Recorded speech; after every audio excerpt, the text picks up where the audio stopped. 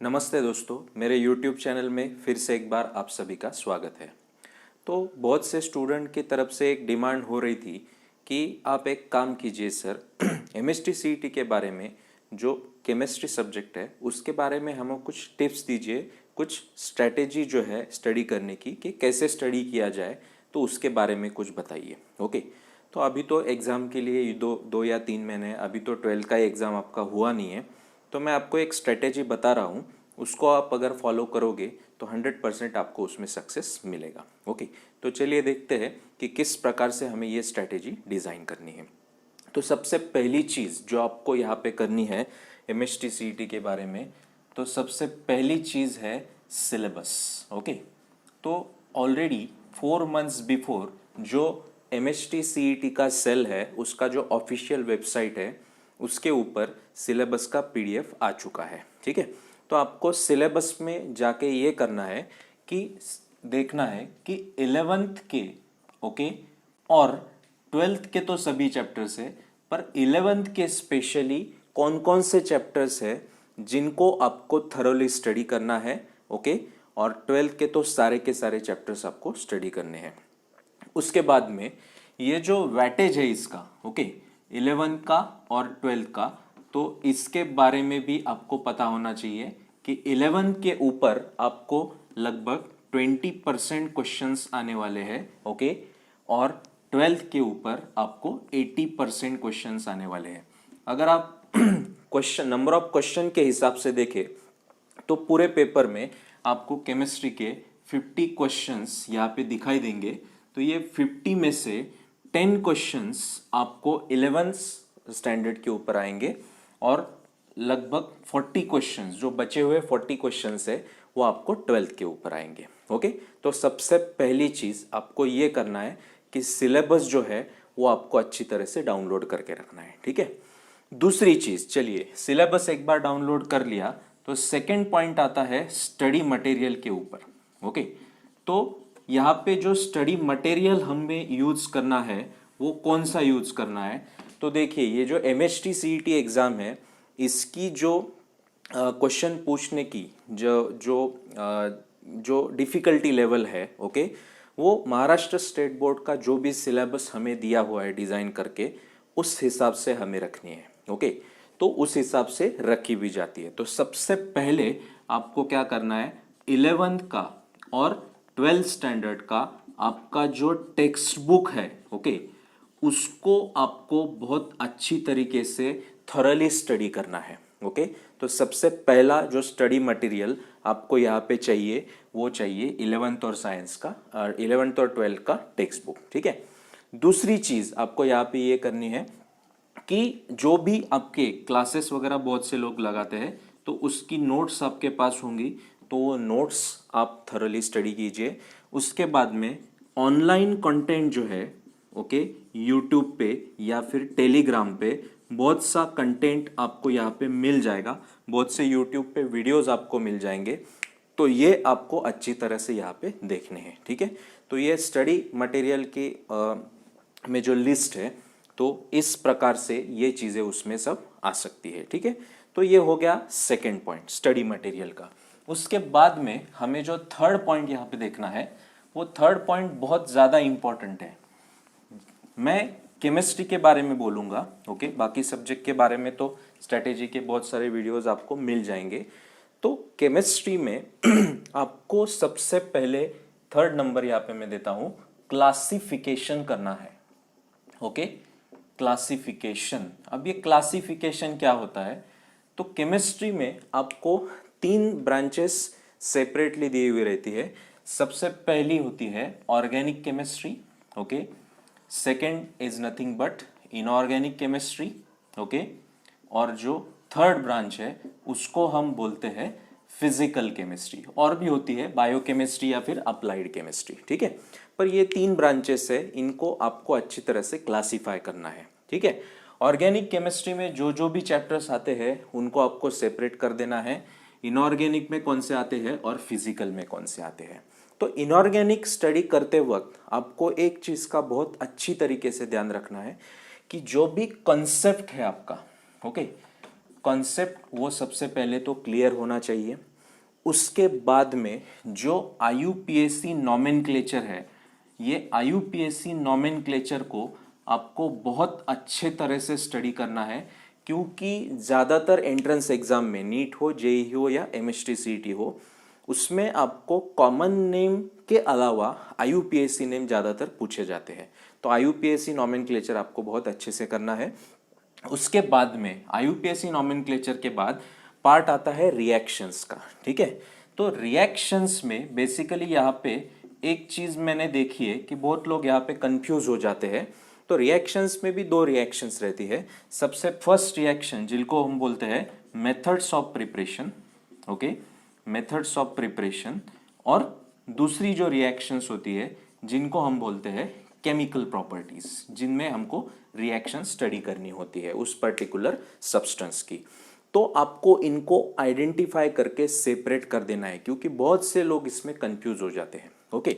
तो methods of preparation इसको separate कीजिए, केमिकल प्रॉपर्टीज को सेपरेट कीजिए, ओके।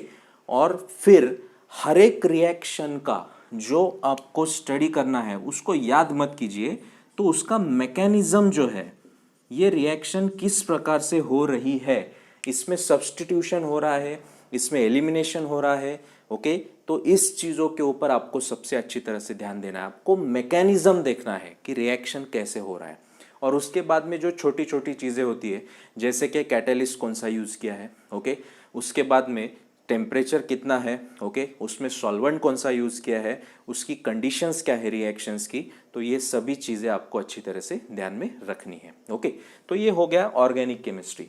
अब सेकेंड पार्ट आता है यहाँ पे इनऑर्गेनिक केमिस्ट्री। तो जनरली इनऑर्गेनिक केमिस्ट्री में क्या होता है कि बहुत सी चीज़ें आपको मगअप करनी पड़ती है। मगअप यानी यहाँ पे आपको याद करनी पड़ती है। जैसे कि इनऑर्गेनिक केमिस्ट्री में आपको 11 से एक चैप्टर आता है जिसको हम बोलते हैं एलिमेंट्स ऑफ ग्रुप 1 एंड 2, जिसको S ब्लॉक एलिमेंट बोलते हैं।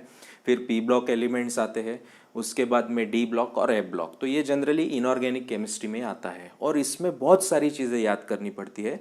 तो आपको पीरियोडिक टेबल लेके बैठना है, ओके।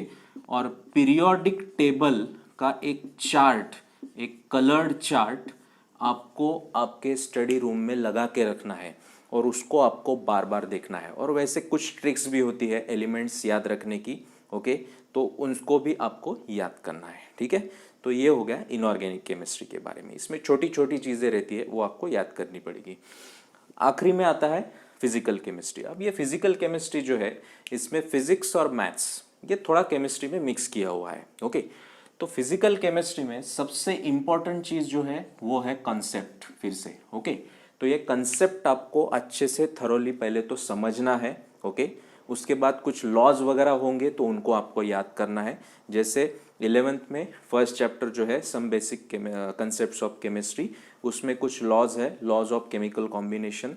उसके बाद में आगे जाके इलेक्ट्रोकेमिस्ट्री है, उसमें कुछ लॉज है, ओके। सो एक्सेट्रा एक्सेट्रा जो भी है, उनके जो स्टेटमेंट्स है वो आपको अच्छी तरह से समझने हैं। और इसमें मैथमेटिकल एक्सप्रेशंस जो है, ओके, जो भी मैथमेटिकल एक्सप्रेशंस जो है जिनको एक्चुअली हम फार्मूलाज बोलते हैं, तो ये फार्मूलाज की आपको एक लिस्ट बना के रखनी है चैप्टर वाइज, ओके। जैसे कि हर एक चैप्टर में आपको न्यूमेरिकल्स यहाँ पे दिखाई देंगे, ओके।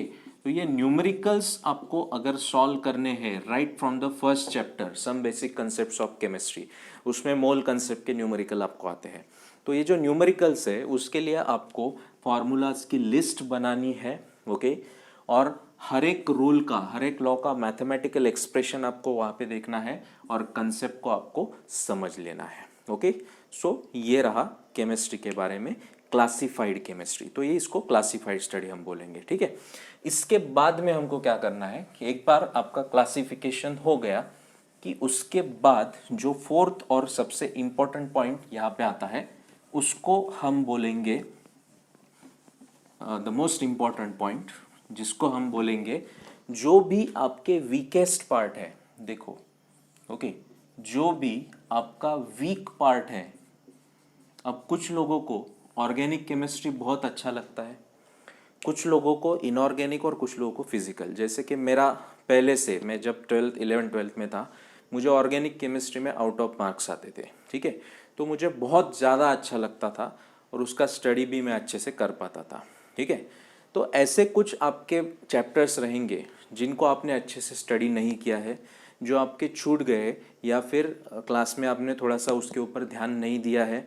बहुत से बच्चे अभी महाराष्ट्र स्टेट बोर्ड में डायरेक्ट 11th पास होके आए हैं, ओके, कोई एग्ज़ाम नहीं हुई है, उसके बाद में लेक्चर्स वगैरह सब ऑनलाइन हुए हैं, कुछ दिन के लिए ऑफलाइन चालू हुए थे पर अभी फिर से ऑनलाइन शुरू है, ओके। तो आपको थरोली वो देखना है कि आपका वीक पार्ट कौन सा है, फिजिकल केमिस्ट्री है, ऑर्गेनिक केमिस्ट्री है या इनऑर्गेनिक, और पर्टिकुलरली उसमें चैप्टर्स, ओके ओके। सो इसके ऊपर आपको ध्यान देना है, वीक पार्ट के ऊपर। हमारे इंजीनियर्स लोगों की भाषा में अगर कोई मशीन का कंपोनेंट है तो टूटता जल्दी कहाँ पे है, तो वीकेस्ट पार्ट जो उसका रहता है उसको आपको स्ट्रांग बनाना है, ओके। तो यहाँ पे भी यही आपको करना है कि जो भी वीक पार्ट होगा उसको आपको स्ट्रांग बनाना है, so it will be a double advantage, ठीक है। तो ये तो रहा वीक पार्ट्स के बारे में, ठीक है। उसके बाद आपको स्टडी करते समय एक स्पेशल टाइप ऑफ स्टडी यहाँ पे करना है। जैसे कि 12th स्टैंडर्ड के एग्ज़ाम में, जैसे कि थ्योरी एग्ज़ाम में आप स्टडी करते हो तो उसमें आप चीज़ें याद कर लेते हो, ठीक है। कुछ ऐसे क्वेश्चंस है, जैसे कि आपको क्वेश्चन बैंक दिया गया था यहाँ पे 12th स्टैंडर्ड के लिए, तो उसमें से क्वेश्चन आपने याद कर लिए, ठीक है, वहाँ पे जाके लिख दिए। तो ऐसा यहाँ पे नहीं होता है। बहुत से लोग, हमारे टाइम पे भी जब सीईटी चालू हुई थी, ओके, तो बहुत से लोग मेरिट में थे, ओके, पर ऐसे भी कुछ लोग थे जो मेरिट में नहीं थे, जिनको कम मार्क्स थे 12th में, पर उनको सीईटी में अच्छे मार्क्स आए और उनको उनसे भी अच्छा कॉलेज वहाँ पे मिल गया। तो ऐसा ही होता है यहाँ पे भी। आपका जो 12th का स्कोर है उसके ऊपर कुछ चीज़ें डिपेंड नहीं रहती है, जितना भी आप यहाँ पे स्कोर करोगे सीईटी में उसके ऊपर ही मेरिट यहाँ पे रहेगा, ओके। तो यहाँ पे माइक्रो स्टडी आपको करना है। अब ये माइक्रो स्टडी क्या होता है, जैसे कि मैंने कोई भी एक चैप्टर ले लिया समझो, ठीक है, जैसे कि 12th स्टैंडर्ड का फर्स्ट चैप्टर है सॉलिड स्टेट। तो सॉलिड स्टेट में right from the first paragraph आपको पूरा थरोली स्टडी वहाँ पे करना है, ओके। एक एक लाइन आपको वहाँ पे पढ़ना है, और एक चीज़ आप साथ में रखिए जिसको बोलते हैं हम हाइलाइटर, ओके, या फिर पेंसिल या पेन से भी काम चल जाएगा, ठीक है। तो यहाँ पे आपको हाइलाइटर लेके बैठना है और उसमें आपको जो जो भी इम्पोर्टेंट लग रहा है, ओके, उसके ऊपर आपको हाईलाइट कर देना है, ठीक है। तो इसको हम बोलते हैं माइक्रो स्टडी। डेप्थ में जाके आपको स्टडी करना है, ऊपर ऊपर स्टडी करना नहीं है, क्योंकि जो ऊपर ऊपर स्टडी करेंगे, बेसिक कंसेप्ट माइक्रो स्टडी नहीं करेंगे, उनके लिए स्कोर कर पाना बहुत ही मुश्किल हो जाता है कोई भी एंट्रेंस एग्जाम में। ये रूल है, ये थंब रूल है कोई भी एंट्रेंस एग्जाम का, ठीक है। तो माइक्रो स्टडी आप कीजिए, माइक्रो स्टडी में हाइलाइटर लेके बैठिए और एक एक लाइन आप पढ़िए, एक भी लाइन छूटनी नहीं चाहिए। हाँ, सिर्फ एक काम आपको यहाँ पे करना है कि जो भी आपके सिलेबस से निकाल दिया है वो तो आपने टिक मार्क करके रखा ही होगा टेक्स्ट बुक में, तो आपको नहीं पढ़ना है। So don't waste your time in studying those things which are actually deleted from the syllabus, okay. So that you have to do, okay. तो ये हो गया इसके बाद में माइक्रो स्टडी। और एक चीज़ मैंने अभी देखी है यहाँ पे कि बहुत से बच्चे क्या करते हैं कि स्टडी करते वक्त, ओके, वो एमसीक्यू सॉल्व करने लग जाते हैं। चैप्टर के बारे में कुछ पता ही नहीं है, सॉलिड स्टेट है उसके अंदर क्या है, डायरेक्टली एमसीक्यू सॉल्व करते बैठते हैं और उनको फिर बहुत सारे डाउट्स आते हैं। वो डाउट फिर किसी को पूछ नहीं पाते और फिर फ्रस्ट्रेशन में आ जाते हैं, तो बाकी का स्टडी भी छोड़ देते हैं। तो ऐसा नहीं करना है भैया, ओके। आपको सबसे पहले थॉरोली पूरा स्टडी करके लेना है, फिर उसके बाद में आपको एमसीक्यू सॉल्व करना है। डायरेक्टली एमसीक्यू मत सॉल्व करो, उससे आपका ही टेंशन बढ़ जाएगा, ठीक है। उसके बाद में जो पॉइंट आता है कि जो जो भी स्टडी आपने किया है, ओके, जो भी स्टडी आप कर रहे हो, जैसे कि आपको प्लानिंग करनी पड़ेगी उसकी, ठीक है। तो समझो आपने प्लान किया कि 5 डेज के अंदर मेरे 3 चैप्टर्स हो जाने चाहिए, कोई भी 3 चैप्टर आप ले लो, ठीक है। प्लान भी आपको ही करना है वहाँ पे, ठीक है। तो वो होने के बाद में जब आप आगे का पढ़ोगे तो वो पीछे का हम भूल जाते हैं। हमारा जो ब्रेन है, हमारा जो स्टोरेज सिस्टम है, ओके, वो सीसीटीवी की तरह होता है, आपने देखा होगा उसका हार्ड डिस्क। जैसी नया वाला रिकॉर्ड होता है, पुराना वाला अपने आप उड़ जाता है, वैसे ही यहाँ पे भी होता है। तो आपको एक चीज़ 100% यहाँ पे करनी है और उस चीज़ का नाम है रिवीजन। ओके, जो कि बहुत से बच्चे नहीं कर पाते हैं। ओके, अभी अभी एक कुछ दिन पहले, 1 या 1.5 महीना पहले एक यूपीएससी का जो बंदा था, ओके, जो एक्चुअली आईपीएस ऑफिसर हुआ, वो शायद नॉर्थ रीजन से था। तो उसने बताया उसके बारे में कि मैंने बहुत ज़्यादा नहीं पढ़ा, ओके, पढ़ा लेकिन मैंने रिवीजन ज़्यादा की। ओके, जो भी चीज़ें मैं पढ़ता था, ओके, उसको मैं डेली रिवाइज करता ही था। तो यहाँ पे रिवीजन जो है वो आपको करनी ही पड़ेगी, उसके सिवा कोई भी फॉर्मूला या कोई कंसेप्ट आपको याद नहीं रहेगा। छोड़ देना नहीं है, रिवाइज करना है। ठीक है, ये सब होने के बाद में, ओके, ये सब होने के बाद में फिर आपको क्या करना है, एमसीक्यू जो है उस चैप्टर के ऊपर, जहाँ जहाँ कहीं से आपको एमसीक्यू मिल रहा है, चाहे वो यूट्यूब चैनल हो, चाहे वो टेक्स्ट बुक हो, चाहे वो कोई भी रेफरेंस बुक हो, ओके, उठाओ और उसमें से एमसीक्यू सॉल्व करो। ठीक है, पर एक चीज़ है कि अपने सिलेबस से वो ये होना चाहिए। हाँ, महाराष्ट्र स्टेट बोर्ड से डायरेक्टली आप अगर हाई लेवल के एमसीक्यू सॉल्व करोगे तो वो आपसे नहीं होने वाले हैं। ठीक है, तो स्टडी का जो डिफ़िकल्टी लेवल है वो भी आपको यहाँ पे देखना पड़ेगा। ठीक है, एमसीक्यू सॉल्व करना है और एमसीक्यू सॉल्व करते करते आपको यहाँ पे एक चीज़ की सबसे अच्छी तरह से ध्यान रखना है और वो है मॉक टेस्ट। मॉक टेस्ट पे हमको पता चलता है कि एक स्टिपुलेटेड टाइम में, क्योंकि हम सॉल्व करते हैं एमसीक्यूज, तो सॉल्व कर रहे समझ में नहीं आ रहा है, आधा घंटा हो गया, 1 घंटा हो गया, 2 घंटा हो गया, हम 1-2 एमसीक्यू सॉल्व कर रहे हैं, तो ऐसा नहीं होना चाहिए। यहाँ पे आपको एक पर्टिकुलर टाइम है, उस टाइम लिमिट में आपको क्वेश्चन सॉल्व करने हैं। Okay, so that is the thing. तो यहाँ पे मॉक टेस्ट जो है वो कंपलसरी आपको करना है। ठीक है, उसके बाद में, ये सब होने के बाद में, हमारे इंजीनियरिंग में, मैकेनिकल इंजीनियरिंग में एक साइकिल है, उसके बारे में मैं आपको बताता हूँ। तो उस साइकिल का नाम है PDCA साइकिल। ओके, तो ये PDCA साइकिल क्या है, याद रखिए, PDCA, P का मतलब होता है प्लान। ओके, आपको अच्छे से प्लान करना है। ठीक है, उसके बाद में डू यानी आपको उस प्लानिंग के हिसाब से चीज़ें करनी है। ठीक है, उसके बाद में आपको चेक करना है कि उस प्लानिंग के हिसाब से चीज़ें हो रही है ना या नहीं। अगर नहीं हो रही है, कुछ अगर खामियां उसमें है, कुछ कमियां उसमें है, तो आपको उसके ऊपर क्या लेना है, एक्शन लेना है। ओके, तो ये रही PDCA साइकिल, ये हर एक जगह पे लागू होती है। ओके, और ये साइकिल जो है ये आप ध्यान में रखिए। ठीक है, ये चीज़ आपको करनी है। इसके बाद में जो जो भी चीज़ें आपको अभी भी समझ में नहीं आती है, ओके, तो इसके लिए आप गाइडेंस लीजिए। ठीक है, क्योंकि गाइडेंस जो है वो बहुत ही बड़ी चीज़ है, बहुत ही इम्पोर्टेंट चीज़ है, क्योंकि कुछ चीज़ें हम खुद होके नहीं कर पाते हैं।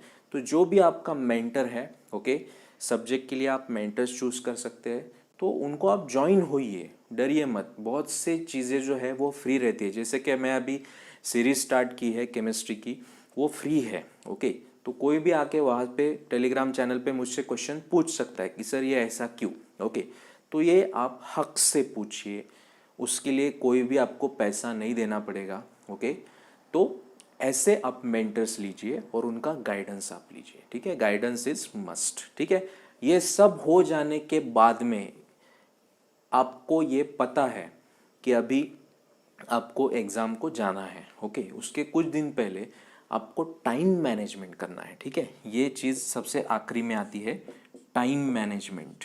ओके, तो ये टाइम मैनेजमेंट क्या है भाई, तो ये सबको आपको पता ही है कि एक पर्टिकुलर स्टिपुलेटेड टाइम आपको दिया हुआ रहेगा, जैसे कि 90 मिनट्स। उसमें फिजिक्स और केमिस्ट्री दोनों के क्वेश्चंस आपको सॉल्व करने हैं। ओके, दोनों के क्वेश्चंस, और टोटल टाइम रहेगा 180 मिनट्स। अगर आपका मैथ्स होगा तो 90 मिनट्स उसको होंगे। तो इस स्टिपुलेटेड टाइम में 90 मिनट्स का अगर हाफ भी आपने कर दिया, जैसे कि 45 मिनट्स, तो आप 45 तो पकड़िए मत। ओके, तो आप 40 मिनट्स पकड़िए, क्योंकि यहाँ पे 40, मैं तो बोलता हूँ 40 से भी कम, आप 35 मिनट्स ही पकड़िए। 35 मिनट्स में अगर आपने केमिस्ट्री का पूरा का पूरा पार्ट कवर कर लिया तो रिमेनिंग पार्ट जो है वो फिजिक्स के लिए आपको लगेगा, क्योंकि फिजिक्स के जो न्यूमेरिकल्स है वो सॉल्व करने के लिए या फिजिक्स के क्वेश्चन सॉल्व करने के लिए आपको टाइम ज़्यादा लगेगा। तो केमिस्ट्री ही एक ऐसा सब्जेक्ट है जो आपको सबसे ज़्यादा मार्क यहाँ पे मिला सकता है कोई भी एंट्रेंस एग्ज़ाम में। तो इसीलिए आपको केमिस्ट्री पहले अटेम्प्ट करना है, पूरा का पूरा अटेम्प्ट कर देना है कम से कम टाइम में। उसके लिए आपको टाइम मैनेजमेंट करना पड़ेगा और टाइम मैनेजमेंट के लिए आपका स्पीड इम्प्रूव होना ज़रूरी है। और उसके लिए मैंने बताया कि आपको ज़्यादा से ज़्यादा क्या देना है, मॉक टेस्ट देना है, ठीक है। और टाइम मैनेजमेंट के लिए एक चीज़ आप सॉल्व कर सकते हो कि जो भी प्रीवियस ईयर के जो क्वेश्चन पेपर्स है, प्रीवियस ईयर के जो क्वेश्चन पेपर्स है वो आपको टाइम लगा के सॉल्व करना है, ठीक है। पर ये कब करना है, सब स्टडी हो जाने के बाद में। ये लोग पहले ही कर देते हैं, तो ऐसा नहीं होता है भैया, ओके। और सबसे बड़ी चीज़, अगर आपको सक्सेस चाहिए तो आपको एक चीज़, एक मंत्रा मैं आपको बताता हूँ जिसको हम बोलते हैं हार्ड वर्क। ये करना ही पड़ेगा। विदाउट हार्ड वर्क कोई भी चीज़ होती नहीं है, ओके। हार्ड वर्क जो है वो कोई भी एवरेज बच्चा भी होगा, अगर वो हार्ड वर्क करेगा, ओके, तो उसको रिजल्ट आना ही है 100%, okay. So success will be yours, ठीक है। सो इस तरह से आपको स्टडी करना है। अगर आपको कोई क्वेश्चन होगा तो आप कमेंट बॉक्स में ज़रूर मुझसे पूछ सकते हैं, ओके। इस वीडियो को अगर आपको अच्छा लगा हो तो लाइक कीजिए, चैनल को सब्सक्राइब कीजिए और ज़्यादा से ज़्यादा लोगों तक इसको शेयर कीजिए, ठीक है। So thank you, thanks a lot.